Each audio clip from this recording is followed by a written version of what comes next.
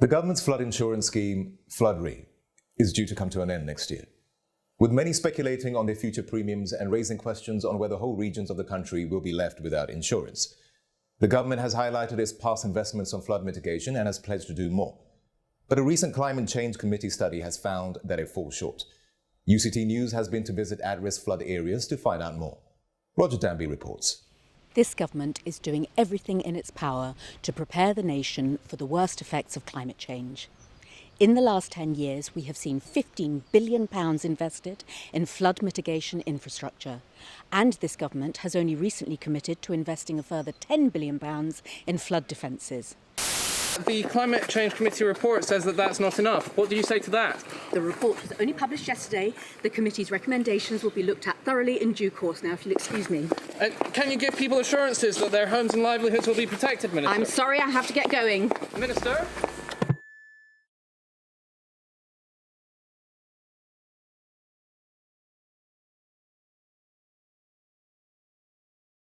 Today, 1 in 6 homes in the UK is already located in a place susceptible to flooding.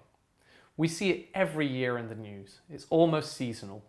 And what happens when the cameras have left is deeply traumatic. Flood victims have to leave their homes for up to 9 months on average and are 2 to 5 times more likely to suffer long-term mental health problems than the rest of the population. With further climate change, this is just a taste of things to come. We aren't making it easier on ourselves as a country. The Climate Change Committee report of June 2021 warns that the UK is failing to prepare for the future. A lot of us know climate change is happening, but it still feels far away. And that's why we have to drive this message home. But maybe, just maybe, let's do things a little differently.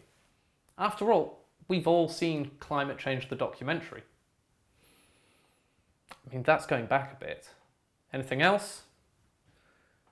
They pioneered crowdfunding. That one was excellent. I mean, him again? Yeah, 20 years later, we're still having the same conversation. My point is, we've all seen the documentaries.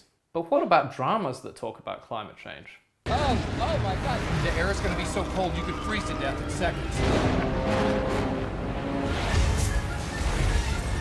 They go outside.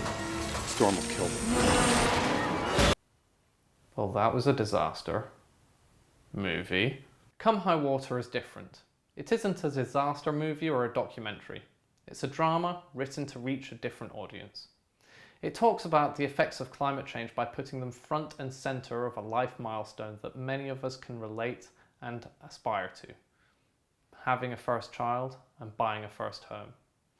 The underlying message is that mitigating and adapting to climate change isn't just for the distant future.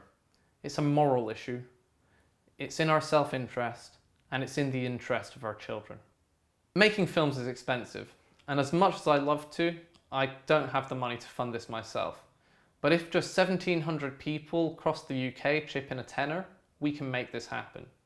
So if you or anyone you know has been affected by flooding, please contribute and help us talk about climate change in a different way. One that isn't just facts and figures, one that isn't case studies, and one that isn't... Yeah, that. I'd never expect anyone to contribute anything to something they didn't believe in. So if you'd like to read the script or the pitch deck yourself, send me an email and I'll get that straight out to you. Please check out the rest of the project below, and I hope you'll consider supporting us. Thank you.